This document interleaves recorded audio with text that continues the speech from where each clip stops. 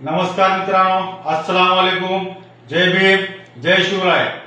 आज लाईव्ह यायचं कारण म्हणजे मागे निवडणुका लागल्या, अगदी उद्या निवडणुका आहेत, आजची रात्र मध्यस्थी आहे। म्हणलं तर त्यावेळेस ताबडतोब तो निर्णय बदलून निवडणूक आयोगाने निवडणुका तब्बल 20 दिवस पुढे ढकललं आणि पुढे 20 तारीख त्याची हे करण्यात आली। त्यानंतर आता बाकीचे जे पक्ष निवडणुकीत उतरले ते बलाढ्य, त्यांच्याकडे फुल पैसा आहे, आलटून पलटून दोन्ही तिन्ही पक्ष सत्ता भोगलेले आणि यांच्यासोबत फेस करण्याची आर्थिक परिस्थिती, आर्थिक ताकद वंचित बहुजन आघाडीची नव्हती।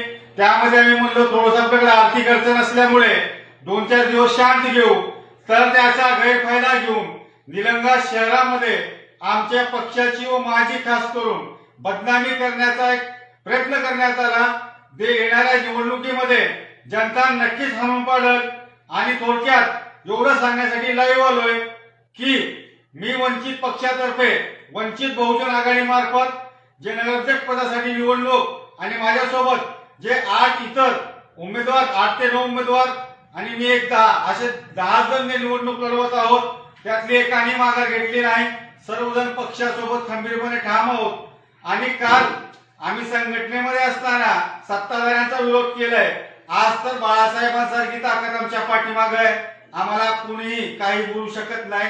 आम्ही लोकशाही मार्गाने लढतोय आणि नक्कीच आम्ही जिंकून दाखवू। आणि येणाऱ्या 20 तारखेला जनता या अशा अफवांना बळी न पडता यांची जागा नक्कीच दाखवून देईल। जय भीम, जय शिवराय, अस्सलाम वालेकुम।